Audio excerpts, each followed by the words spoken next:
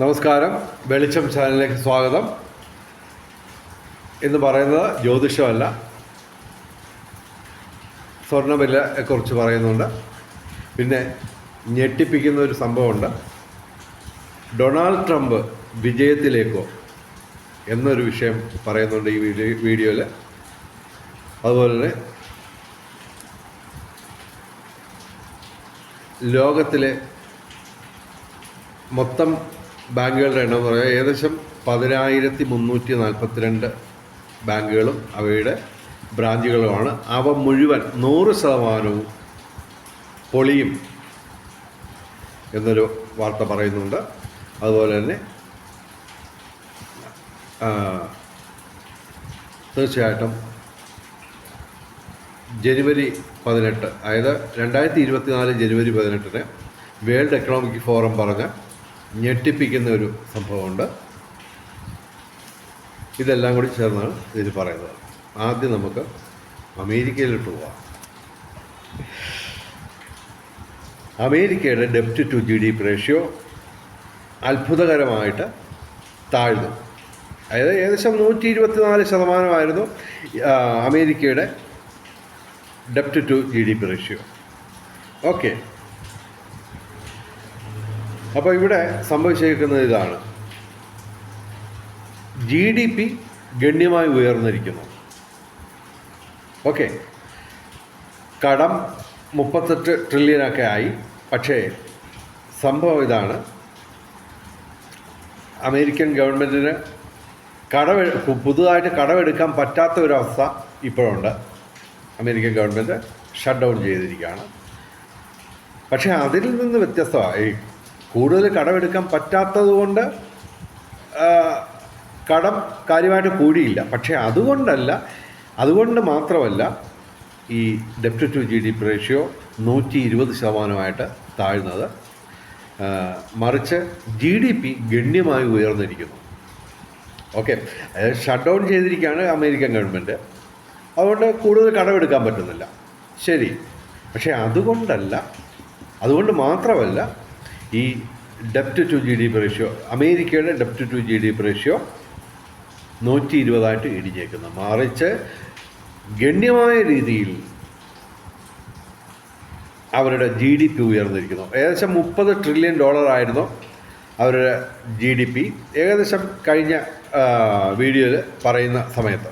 Okay, പക്ഷെ അത് $31.55 trillion ഉയർന്നിരിക്കുന്നു. അതായത് അമേരിക്കൻ ഗവൺമെൻറ് ഷട്ട് ഡൗൺ ചെയ്തതുകൊണ്ട് എങ്ങനെ ഈ GDP ഉയർന്നിരിക്കുന്നു എന്നുള്ളത് അത്ഭുതകരമാണ്. പെട്ടെന്ന് ഏകദേശം ഒരാഴ്ച കാലയളവിൽ ഈ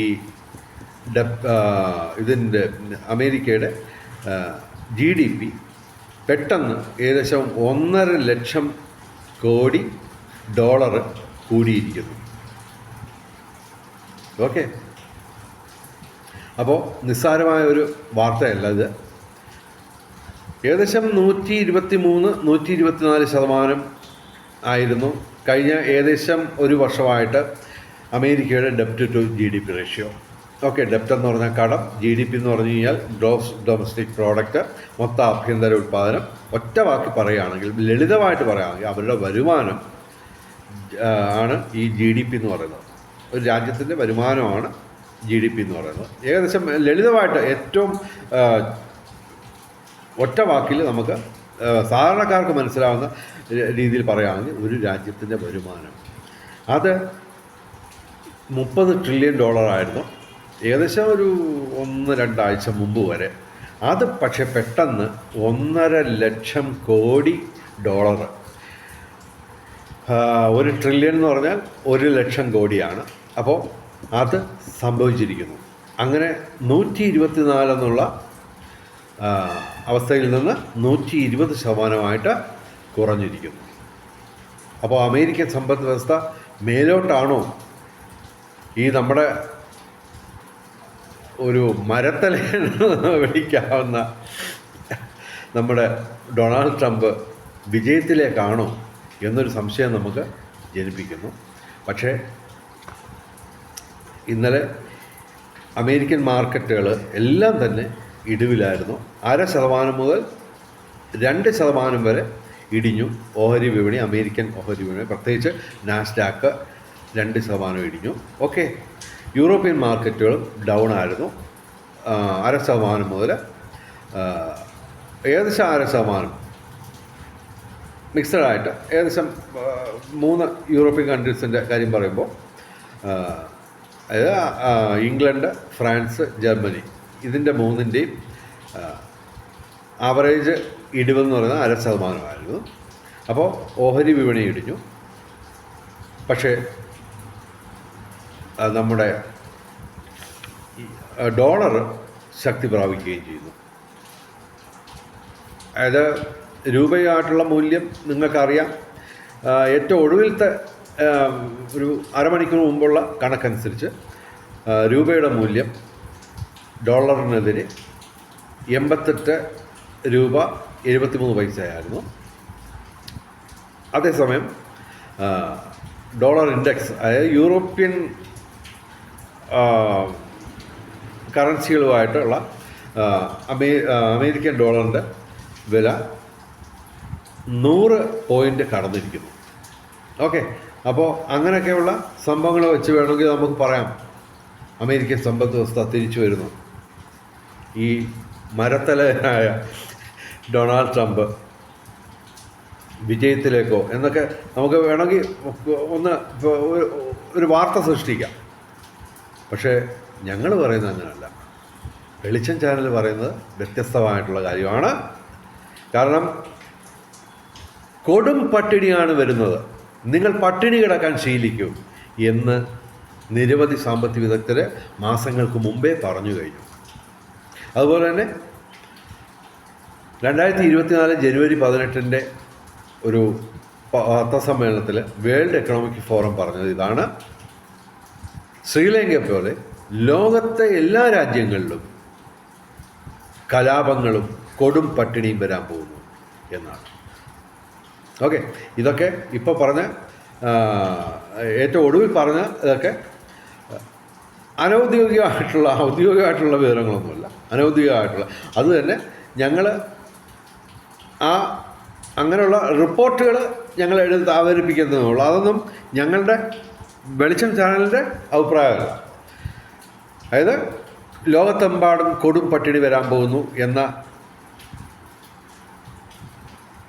ആ വാർത്ത ഞങ്ങൾ അങ്ങനെയുള്ള റിപ്പോർട്ടുണ്ട് എന്നുള്ളതാണ് ഞങ്ങൾ പറയുന്നത്. ഞങ്ങൾ പറയുന്നില്ല കൊടും പട്ടിണി വരുന്നു. പക്ഷേ ഞങ്ങൾ ഒരു കാര്യം തീർച്ചയായിട്ടും പറയുന്നു: നമ്മുടെ അമേരിക്കയുടെ ഡെപ്റ്റ് ടു GDP റേഷ്യോ കുറഞ്ഞാലും എന്ത് സംഭവിച്ചാലും ഈ സിസ്റ്റം വീണു കഴിഞ്ഞു എന്നാണ്. അതായത് ലോകത്തിലെ കറൻസി ബേസ്ഡ് സിസ്റ്റം സമ്പൂർണ്ണമായും തകർന്നു എന്ന് തന്നെയാണ് ഞങ്ങളുടെ വിലയിരുത്തൽ. അത് കേരളത്തിലെ മലയാളികളുടെ ഊണുമേശയിലെ ഊണ് കഴിക്കുന്ന പ്ലേറ്റിൽ ഭീകരമായ ഒരു ഉത്തരം ചിലപ്പോൾ മാസങ്ങൾക്കുള്ളിൽ തന്നെ വന്നേക്കാം എന്ന് തന്നെയാണ് ഞങ്ങൾ പറയുന്നത്. അതായത് ഏകദേശം 18 കൊല്ലം മുമ്പ് ഞാൻ ജീസസ് സാംബശിവൻ, കാർത്തികൻ പി സാംബശിവൻ്റെ 3ാമത്തെ മകനാണ്. എനിക്ക് മെക്കാനിക്കൽ എഞ്ചിനീയറിങ്ങിലും കെമിസ്ട്രിയിലും ഡിഗ്രിയുണ്ട്. ബിസിനസ്സുകാരനാണ്. ഞാൻ കൈവെക്കാത്ത മേഖലകളൊന്നുമില്ല. അപ്പോൾ സംഭവം എൻ്റെ വിലയിരുത്തൽ ഇതാണ്: ഏകദേശം 18 കൊല്ലം മുമ്പ് ഞാൻ സോഷ്യൽ മീഡിയയിൽ പറഞ്ഞത് ഇതാണ്: ഈ കറൻസി ബേസ്ഡ് സിസ്റ്റം അശാസ്ത്രീയമാണ്, അത് വീഴുക തന്നെ ചെയ്യും.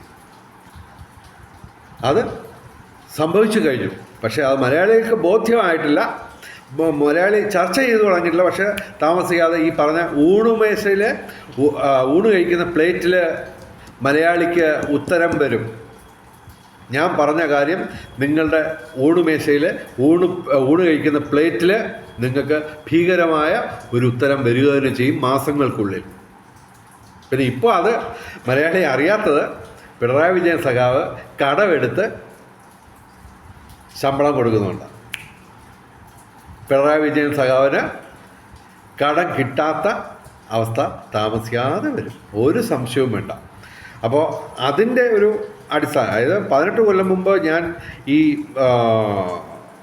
കറൻസി ബേസ്ഡ് സിസ്റ്റം അശാസ്ത്രീയമാണെന്നും അത് തകരുമെന്നും ഞാൻ 18 കൊല്ലം മുമ്പ് പറഞ്ഞത്. അതിൻ്റെ ഒന്ന് രണ്ട് ബേസിക് പോയിൻറ്റ്സ് മാത്രം പറയാം. അതായത് ഭൂമിയുടെ വില, ഇപ്പോൾ സ്വർണത്തിൻ്റെ വിലയും ഉയരുന്നതനുസരിച്ച് ആരുടെയും വരുമാനം കൂടുന്നില്ല. ഓക്കെ, അത് ഒരുപക്ഷെ ലോകത്തിലെ ഒരു സാമ്പത്തിക വിദഗ്ധനും ശ്രദ്ധിക്കാത്ത ഒരു കാര്യമാണ്, എന്നാൽ ഏറ്റവും പ്രധാനപ്പെട്ട ഒരു കാര്യമാണ്. ഈ സാമ്പത്തിക വിദഗ്ധർക്ക് എല്ലാം അറിയാം, പക്ഷെ ഏറ്റവും പ്രധാനപ്പെട്ട പോയിന്റ് അവർ അത്യത്ഭുതകരമായി വിട്ടുപോയിരിക്കുന്നു. അത് ചെറിയ വിട്ടുപോക്കല്ല, ഒരു ഒന്നൊന്നര വിട്ടുപോക്ക് തന്നെയാണ്. അതായത് ഞാൻ പറയുന്നത് ഇതാണ്, ഭൂമിയുടെയും സ്വർണത്തിൻ്റെയും വില കൂടുന്നതനുസരിച്ച് ആരുടെയും വരുമാനം കൂടുന്നില്ല. ഇപ്പോൾ സർക്കാർ ഉദ്യോഗസ്ഥന്മാരുടെ ശമ്പളം കൂടുന്നുണ്ട്, ഏകദേശം 10% വെച്ച് ഓരോ വർഷവും. പക്ഷേ ഭൂമിയുടെ വില കൂടുന്നതനുസരിച്ച് ആരുടെയെങ്കിലും വരുമാനം കൂടുന്നുണ്ടോ? ഇല്ല. മറിച്ച് ഭക്ഷ്യവസ്തുക്കളുടെയും വ്യാവസായിക ഉൽപ്പന്നങ്ങളുടെയും വില കൂടുന്നതനുസരിച്ചാണ് സർക്കാർ ഉദ്യോഗസ്ഥന്മാരുടെ ശമ്പളം കൂടുന്നത്. ഓക്കെ, പക്ഷേ ഭൂമിയുടെ വില, ഇപ്പോൾ ഞാൻ ഇരിക്കുന്ന ഈ വീട്ടിൻ്റെ കൊല്ലം കളക്ടറേറ്റിന് തൊട്ടടുത്തുള്ള സ്ഥലമാണ്. ഇവിടെ ഏകദേശം 1980 ഇവിടെ 1 സെൻറ്റിന് 4200 രൂപയായിരുന്നു. ഇപ്പോൾ മാർക്കറ്റ് വില 15 ലക്ഷത്തിലധികമായിരിക്കുന്നു. മോഹവില 20-25 ലക്ഷം വരെ ചോദിക്കുന്നവരുണ്ട് സെൻറ്റിന്. അപ്പോൾ ഇത് അശാസ്ത്രീയമായിട്ട് കൂടുന്നു. ഓക്കെ, സ്വർണത്തിൻ്റെ വില അശാസ്ത്രീയമായിട്ട് അങ്ങ് കൂടിക്കൊണ്ടിരിക്കുക, യാതൊരു ലക്കും ലഗനവും ഇല്ലാതെ കൂടിക്കൊണ്ടിരിക്കുകയാണ്. ഓക്കെ, അപ്പോൾ ഇപ്പോൾ ഞാൻ ഇരിക്കുന്ന ഈ വീടും സ്ഥലവും ഏകദേശം മാർക്കറ്റ് വിലയ്ക്ക് വിൽക്കുകയാണെങ്കിൽ തന്നെ 2 കോടി രൂപ കിട്ടും. മോഹവില 3 കോടി വരെ കിട്ടാം. 2 കോടിയുടെ ഏറ്റവും കുറഞ്ഞ വിലയ്ക്ക് കിട്ടിയ വിലയ്ക്ക് വിൽക്കുകയാണെങ്കിൽ 2 കോടി കിട്ടും. 10 സെൻറ്റും വീടും, 3000 സ്ക്വയർ ഫീറ്റ് വീടും. ഓക്കെ, ഇത് ഈ 2 കോടി രൂപയ്ക്ക് ആർക്ക് വാങ്ങിക്കാൻ പറ്റും? ബിസിനസ്സുകാർക്കൊക്കെ പറ്റും. ബിസിനസ് എന്ന് പറഞ്ഞാൽ ഈ ഹവാലയും ഗുവാലയൊക്കെ നടത്തിക്കൊണ്ട് നടക്കുന്ന ഇല്ലീഗൽ മണി കൈകാര്യം ചെയ്യുന്നവർക്ക് വാങ്ങിക്കാൻ പറ്റും. പക്ഷെ ഒരു കൊല്ലം കളക്ടർക്ക് പോലും ഇത് വാങ്ങിക്കാവുക, അഥവാ വാങ്ങിച്ചാൽ കൊല്ലം കളക്ടർ തൊട്ട് സാധാരണക്കാരുടെ ഒക്കെ ഇടയിലുള്ള ആൾക്കാർക്ക് ഇത് വാങ്ങിക്കാൻ പറ്റില്ല. ലോൺ എടുത്ത് വാങ്ങിക്കാം, പക്ഷേ അങ്ങനെ വാങ്ങിച്ചാൽ EMI അടയ്ക്കുമ്പോൾ, ലോണിൻ്റെ മാസത്തവണ അടയ്ക്കുമ്പോൾ പിന്നെ അവർക്ക് മറ്റൊന്നിനും കാശില്ലാതാവും. അപ്പോൾ വ്യക്തമായിട്ട് പറയാം, ഭൂമിയുടെ വില കൂടുന്നതനുസരിച്ച് എല്ലാവരുടെയും പർച്ചേസിങ് പവർ കുറയുന്നു. അതൊരു പ്രത്യേക സമയമാകുമ്പോൾ പൂജ്യമാവുക തന്നെ ചെയ്യും. അതാണ് ഞാൻ പണ്ടുപോലെ പറയുന്നത്, ഈ സിസ്റ്റം അശാസ്ത്രീയമാണ്, ഇത് വീഴുക തന്നെ ചെയ്യും.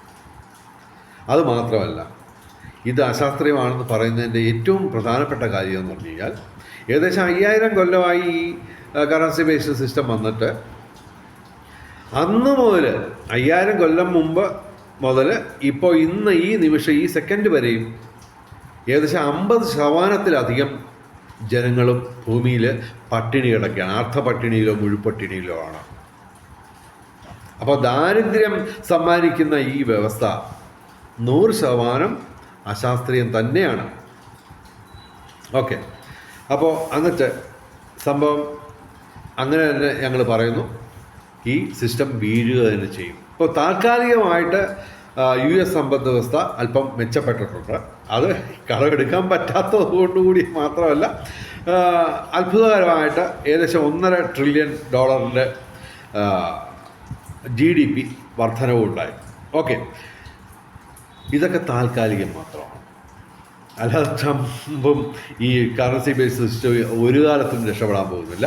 അത് തകരുക തന്നെ ചെയ്യും എന്നുള്ളത് ഞങ്ങൾ വീണ്ടും വീണ്ടും ആവർത്തിക്കുന്നു. ഓക്കെ, അപ്പോൾ ഇനി അടുത്ത ഒരു സബ്ജക്റ്റിലേക്ക് വരാം, സ്വർണത്തിൻ്റെ വില.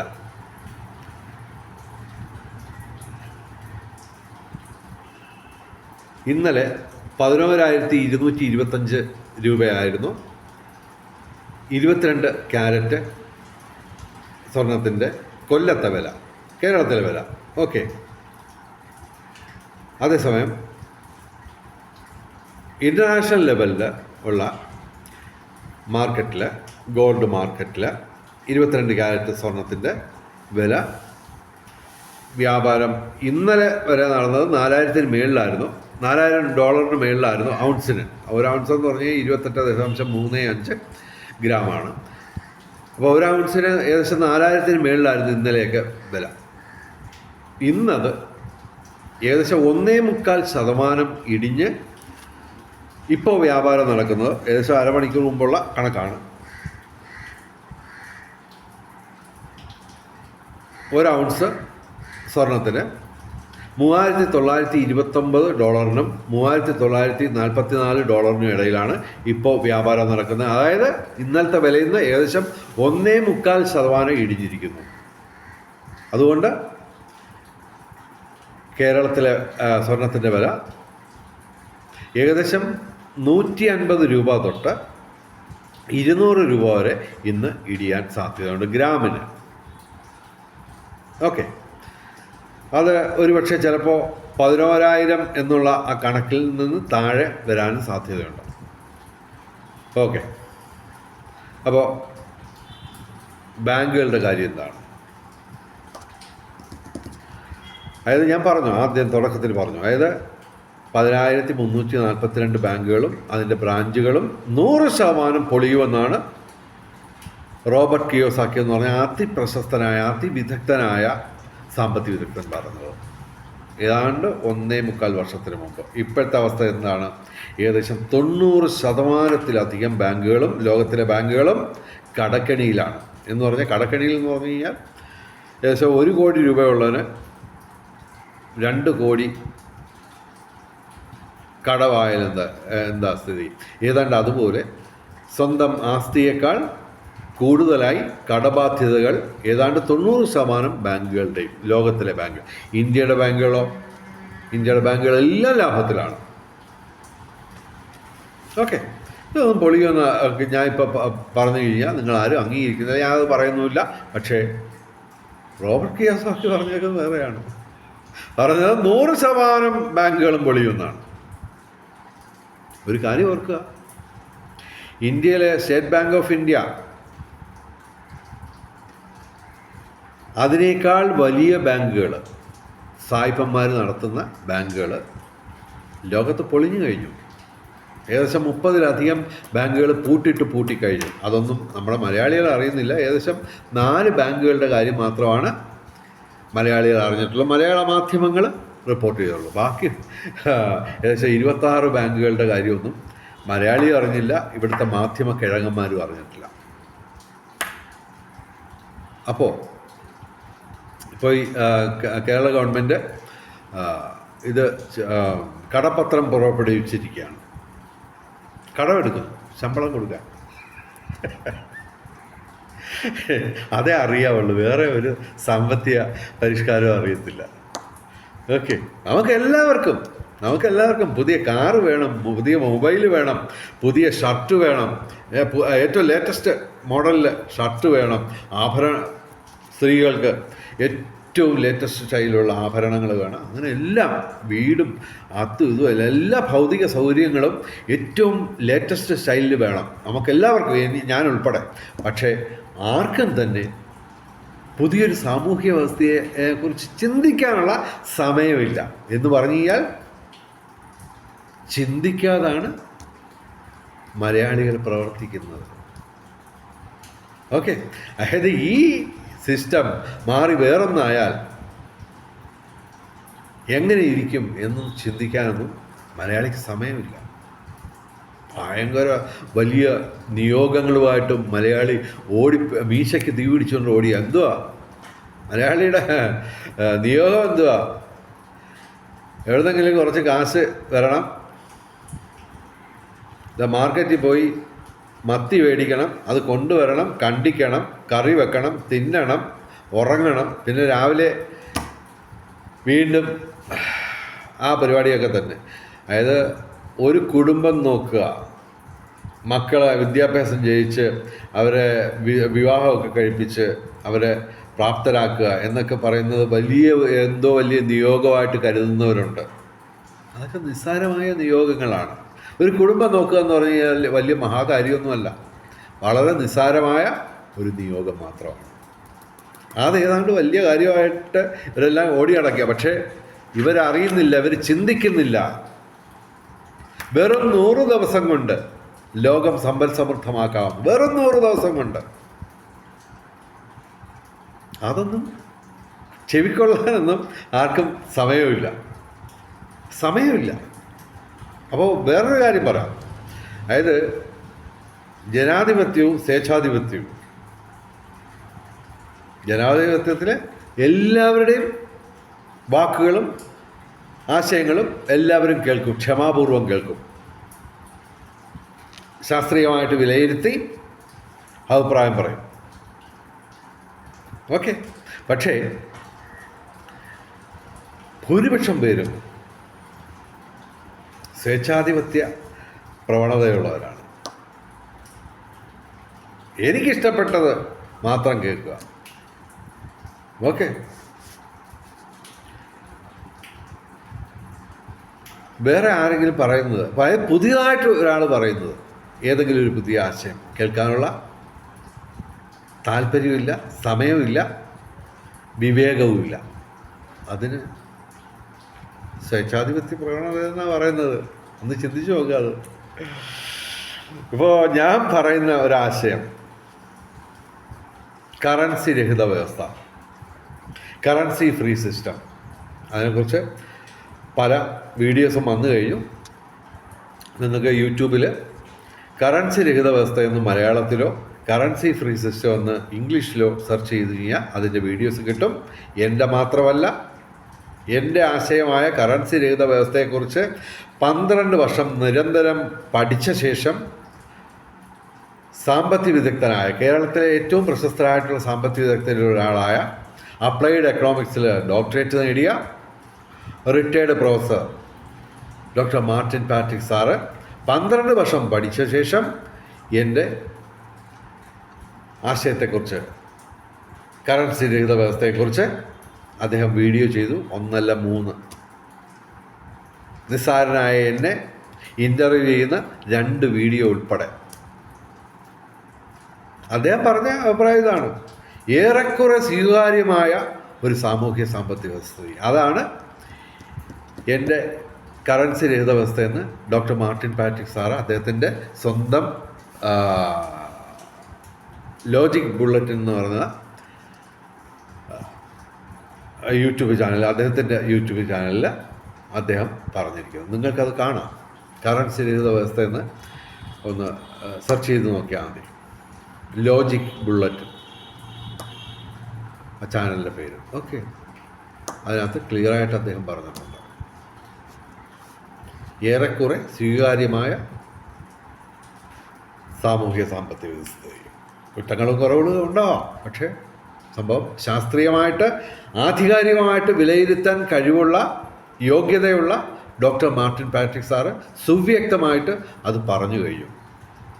പക്ഷെ മലയാളികൾ അതൊന്നും കാണാനൊന്നും സമയമില്ല. ഭയങ്കര നിയോഗങ്ങളല്ലേ ഇവർക്കുള്ളത്. അപ്പോൾ സംഭവം ഈ കറൻസി രഹിത വ്യവസ്ഥയിലൂടെ വെറും 100 ദിവസം കൊണ്ട് ഒരു രാജ്യത്തിൻ്റെ GDP വർധനവിൻ്റെ ശതമാനം 50% മുതൽ 500% വരെ ഉയർത്താം. ജർമ്മനിയുടെയും ചൈനയുടെയും GDP വർധനവിൻ്റെ ശതമാനം നെഗറ്റീവാണ്.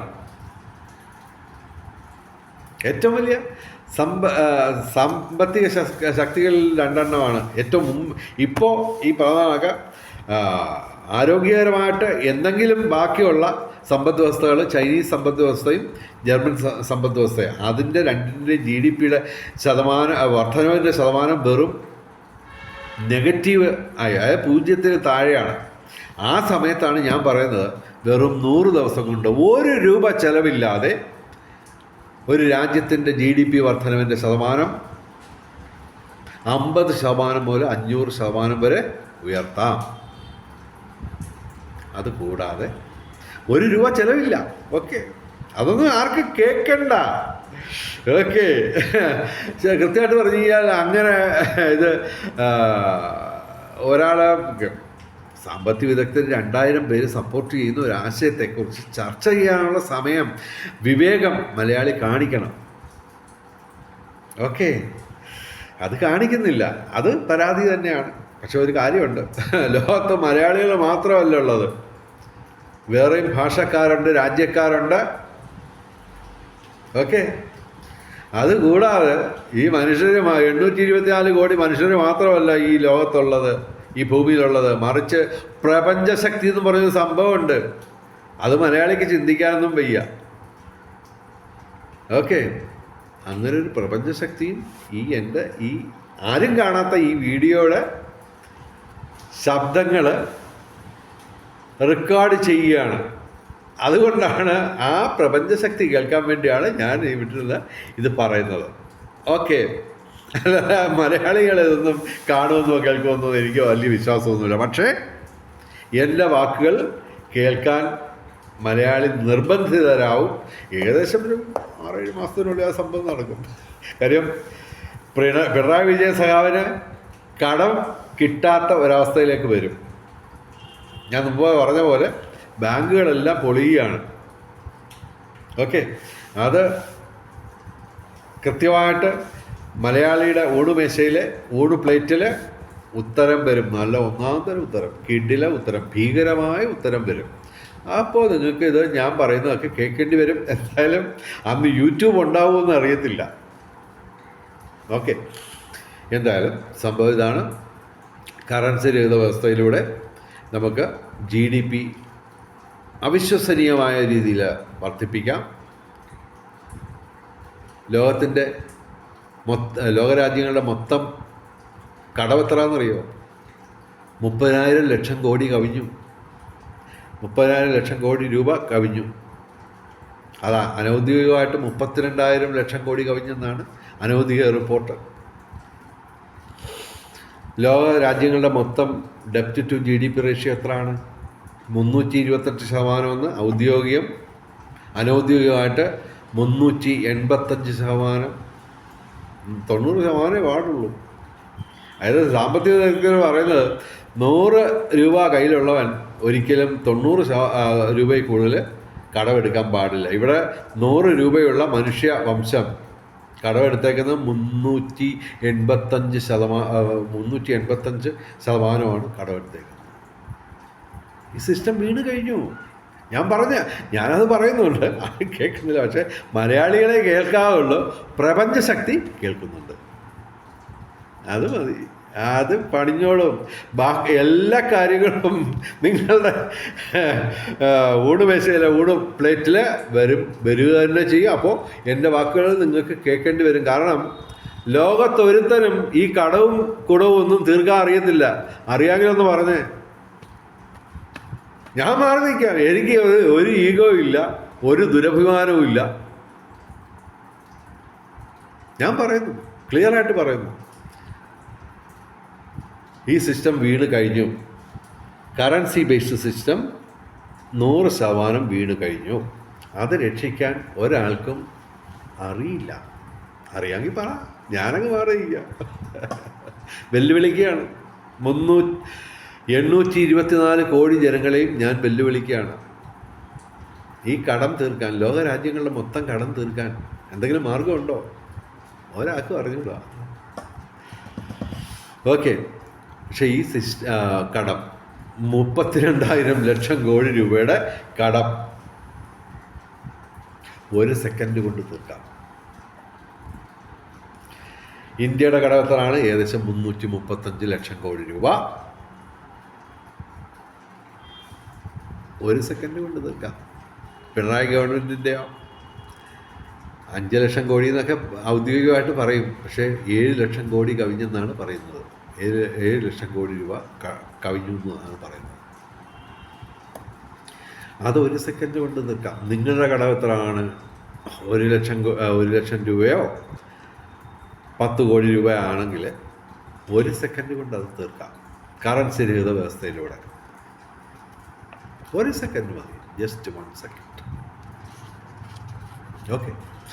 അതുപോലെ തന്നെ ലോകത്തിൻ്റെ മൊത്തം ഇൻഫ്രാസ്ട്രക്ചർ ഡെവലപ്മെൻറ്റ്, അടിസ്ഥാന സൗകര്യ വികസനം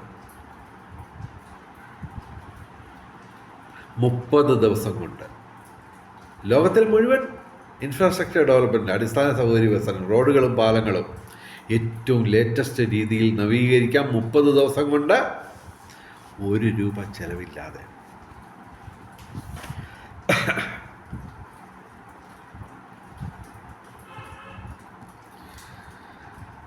ലോകത്തിലെ ഭക്ഷ്യോൽപാദനം 5 ഇരട്ടിയാക്കാം 1 രൂപ ചെലവില്ലാതെ, വെറും 100 ദിവസം കൊണ്ട്, വെറും 2 ദിവസം കൊണ്ട്, കൃത്യമായിട്ട് പറഞ്ഞാൽ 38 മണിക്കൂർ കൊണ്ട്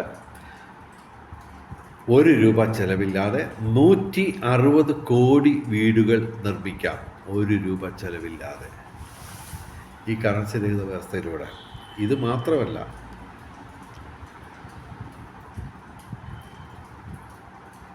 കോടിക്കണക്കിന് ചെറുകിട വൻകിട വ്യവസായങ്ങൾ ആരംഭിക്കാം 1 രൂപ ചെലവില്ലാതെ. ഇതുകൂടാതെ 10,000-കണക്കിന് അവിശ്വസനീയമായ നേട്ടങ്ങൾ, ഘനഗംഭീരമായ നേട്ടങ്ങളും നേടാവുന്നതാണ് കറൻസി രഹിത വ്യവസ്ഥയിലൂടെ എന്നാണ് ഞാൻ പറയുന്നത്.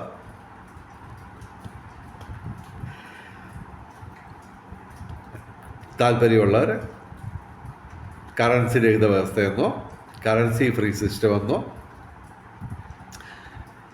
യൂട്യൂബിൽ സെർച്ച് ചെയ്ത് കഴിഞ്ഞാൽ അതിൻ്റെ വീഡിയോസ് കിട്ടും. എന്തായാലും ഇന്നത്തെ ടൈറ്റിൽ ഇതാണ്: സ്വർണത്തിൻ്റെ വില കുത്തനെ ഇടിയാൻ പോവുകയാണ്. പക്ഷെ ഇതെല്ലാം താൽക്കാലികമാണ്. ശാശ്വതമായിട്ട് സംഭവിക്കാൻ പോകുന്ന ഇതാണ്. അത് സംഭവിച്ചു കഴിഞ്ഞു. ലോകത്തിലെ അശാസ്ത്രീയമായ കറൻസി ബേസ്ഡ് സിസ്റ്റം സമ്പൂർണ്ണമായിട്ട് തകർന്നു കഴിഞ്ഞു. അതിൻ്റെ ഉത്തരം മലയാളിയുടെ ഊണുമേശയിലെ ഊണ് പ്ലേറ്റിൽ ചിലപ്പോൾ മാസങ്ങൾക്കുള്ളിൽ വരും. അന്ന് നിങ്ങൾക്ക് എൻ്റെ ബോറിംഗ് ആയിട്ടുള്ള വാക്കുകളും വാചകങ്ങളും പ്രഭാഷണങ്ങളും കേൾക്കേണ്ടി വരിക എന്ന് ചെയ്യും. ഇപ്പോൾ ഞാൻ ഇടുന്നത് മലയാളി കേൾക്കാൻ വേണ്ടിയല്ല, മറിച്ച് പ്രപഞ്ചശക്തി എന്ന് പറയുന്ന സംഭവമുണ്ട്, അത് കേൾക്കാനാണ്. അത് കേൾക്കുന്നുണ്ട്. അത് നിമിത്തങ്ങളിലൂടെ എനിക്ക് പ്രതികരണം അറിയിച്ചു തരുന്നുണ്ട്. അതെല്ലാം പോസിറ്റീവാണ്, 100% പോസിറ്റീവാണ്. എനിവേ, കൂടുതൽ ദീർഘിപ്പിക്കുന്നില്ല. ഇപ്പോൾ തന്നെ 32 മിനിറ്റായി. ഇതിനിടയ്ക്ക് ഒരു കവിള് വെള്ളം പോലും ഞാൻ കുടിച്ചിട്ടില്ല. ഒരേ ഫ്ലോയിൽ ഞാൻ ഒരു സ്ക്രിപ്റ്റും ഇല്ലാതെ 1-2 പോയിൻറ്റ്സ് എഴുതിയിട്ടുള്ളതായിരുന്നു. ബാക്കിയെല്ലാം വളരെ ഫ്ലുവൻ്റായിട്ട് എനർജറ്റിക്കായിട്ട് ഞാൻ അവതരിപ്പിച്ച് കഴിഞ്ഞു. ഒരു തുള്ളി വെള്ളം അതുപോലും ഞാൻ കുടിച്ചിട്ടില്ല. ഞാൻ എന്തെങ്കിലും മദ്യം ഉപയോഗിക്കുന്ന ആളല്ല, കഞ്ചാവ് ഉപയോഗിക്കുന്ന ആളല്ല. പിന്നെ ഉണ്ട് MDMAയും ഇതൊക്കെ ഉണ്ട്. അതൊന്നും ഉപയോഗിക്കുന്ന ആളല്ല ഞാൻ. ചായ കഴിക്കും, അത്രയേ ഉള്ളൂ. അപ്പോൾ എൻ്റെ ഈ ആത്മീയ ഊർജം എവിടെ നിന്ന് വരുന്നു? ഏതാണ്ട് 100% ആൾക്കാരും 100% ഈ സാധാരണക്കാരും എൻ്റെ എൻ്റെ ഈ വാചകങ്ങളൊക്കെ പുച്ഛിക്കുകയും പരിഹസിക്കുകയും ഇവനെ തലയ്ക്ക് വട്ടാന്നൊക്കെ പറഞ്ഞിട്ടും ഞാനിപ്പോഴും ഏതാണ്ട് 34 വർഷമായിട്ട് ഒരേ ടോണിൽ വർദ്ധിക്കുന്ന വീര്യത്തോടെ വർദ്ധിക്കുന്ന അനുനിമിഷം വർദ്ധിക്കുന്ന ആത്മീയ ഊർജം സ്വാംശീകരിച്ചുകൊണ്ട് ഞാനിതൊക്കെ അവതരിപ്പിക്കുന്നത്. പ്രപഞ്ചശക്തിയാണ് എനിക്ക് ആത്മീയ ഊർജം പകരുന്നത്. എന്തായാലും കൂടുതൽ ഞാൻ ദീർഘിപ്പിക്കുന്നില്ല. തൽക്കാലം ഈ വീഡിയോ അവസാനിപ്പിക്കുന്നു. വീണ്ടും ബോറടിക്കുന്ന വേറൊരു വീഡിയോ ആയിട്ട് ഞാൻ വരിക തന്നെ ചെയ്യും. തൽക്കാലം എല്ലാവർക്കും ശുഭദിനം നേർന്നുകൊണ്ട് വിരമിക്കുന്നു. നമസ്കാരം, ശുഭദിനം.